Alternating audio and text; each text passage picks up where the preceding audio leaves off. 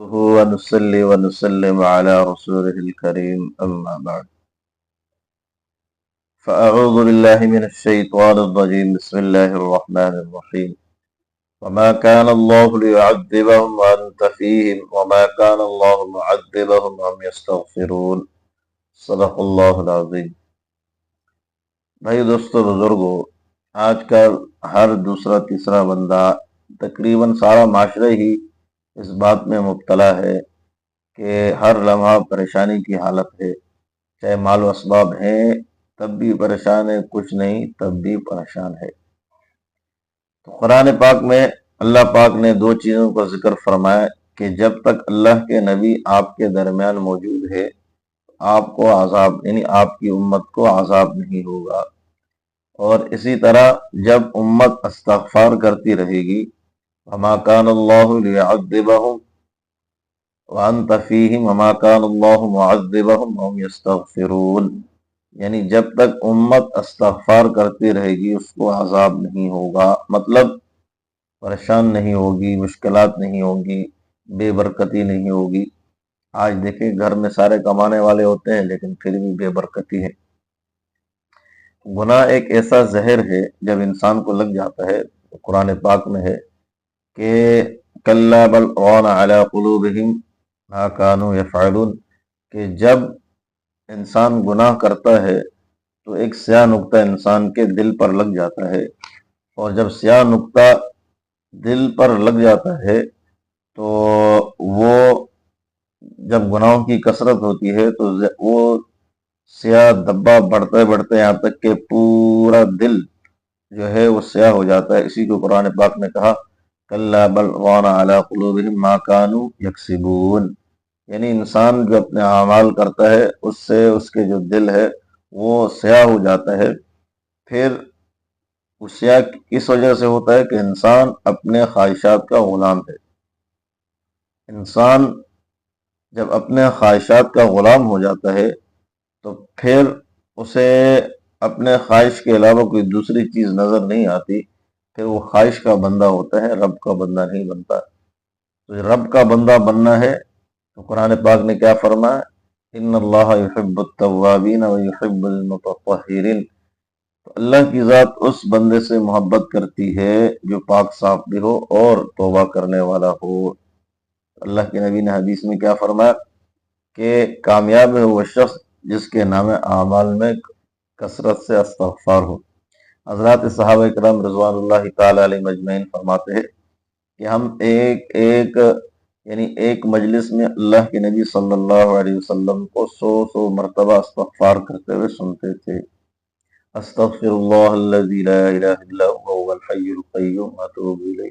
سب سے بہترین وظیفہ ہے کہ ہم صبح شام اس کو کرتے رہیں، کہ جس طرح جب ایک انسان زہر کھا لیتا ہے تو ڈاکٹر اس کو کئی آور دوا دے کر وہ جو گندگی ہے وہ ساری باہر نکالتے ہیں تاکہ انسان بچ جائے۔ اللہ کے نبی صلی اللہ علیہ وسلم نے ہمیں ایک بہترین نسخہ دیا ہے کہ جب انسان کا دل سیاہ ہو جائے، گندگی ہو جائے، زہر آلودہ ہو جائے تو انسان بار بار استغفار کرے تاکہ یہ دل سیاہ نہ ہو، تاکہ انسان خواہشات کا غلام نہ ہو۔ آج دیکھیں گھروں کے اندر بھی اسی طرح کے معاملات ہیں، چاہے ہمارے گھر کی مستورات ہیں، بہن بیٹیاں وغیرہ ہیں، گھر والے ہیں، تو وہ اگر وہ اپنے خانگی امور کے ساتھ، گھر کے کاموں کے ساتھ استغفار کرتی رہے، قرآن پاک کی تلاوت کرتی رہے، یا دیگر جو اذکار ہیں انہوں نے علماء کرام سے پوچھے ہیں وہ کرتے رہے، تو گھر میں کبھی جو ہے نا بے برکتی، بے سکونی نہ ہو۔ اسی طریقے سے ہم سفر میں ہیں، بجائے ہم اپنے گاڑی میں یا جس بھی سواری پر سوار ہے ہم کوئی گانا وغیرہ سننے یا کوئی اور گندگی دیکھنے کے سے بہتر ہے کہ ہم دل میں استغفار کرتے رہے، درود شریف پڑھتے رہے، تاکہ سفر آسانی سے ہو، برکت کے ساتھ ہو، اللہ کی رحمت کے ساتھ ہو۔ اور سب سے بڑھ کر کیا ہے، فرمایا کہ جب انسان استغفار کرتا ہے، قرآن پاک میں آیت ہے فَقُلْتُ اسْتَغْفِرُوا رَبَّكُمْ إِنَّهُ كَانَ غَفَّارًا يُرْسِلِ السَّمَاءَ عَلَيْكُمْ مِدْرَارًا وَيُمْدِدْكُمْ بِأَمْوَالٍ وَبَنِينَ وَيَجْعَلْ لَكُمْ أَنْهَارًا۔ تو وہ لوگ کہ جن کو اولاد نرینہ نہیں ہے تو وہ کثرت سے استغفار کریں، اللہ کی ذات ان کو اولاد نرینہ عطا فرمائے گی، اور وہاں سے رزق ان کو عطا فرمائے گی جہاں سے ان کو وہم و گمان بھی نہ ہوگا۔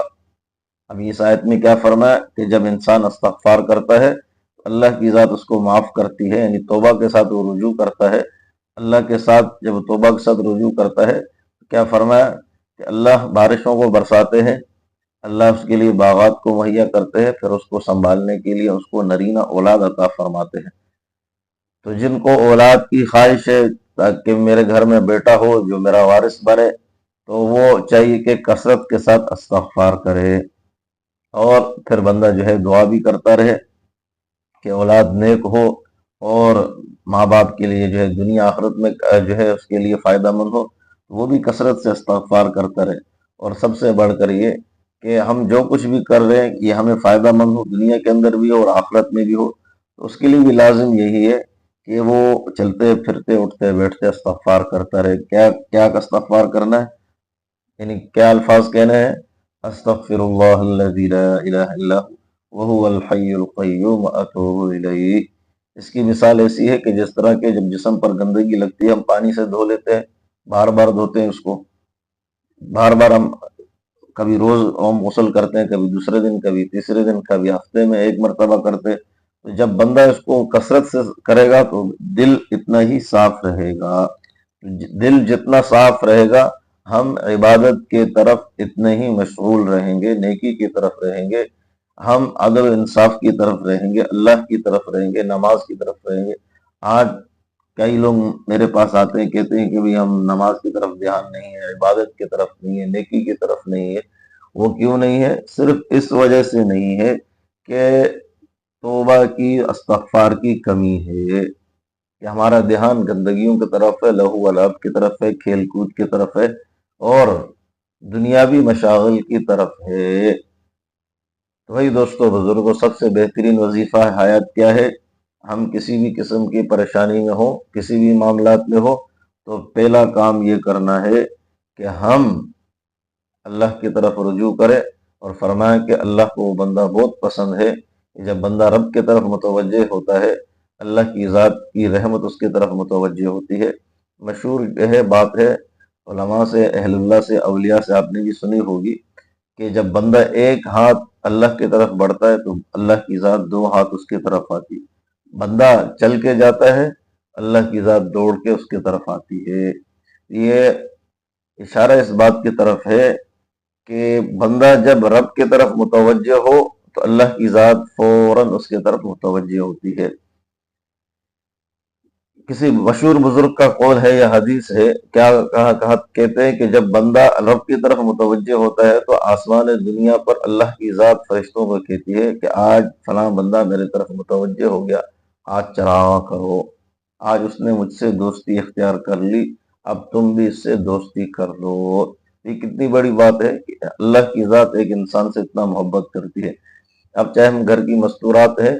اور چاہے ہم جو ہے باہر کام کرنے والے، کاروبار کرنے والے ہیں، تو بھئی کم سے کم صبح شام 100 مرتبہ اس کا اہتمام ہو، اور دن میں چلتے پھرتے اٹھتے بیٹھتے بھی ہم کرتے رہیں، اور خاص کر جب ہم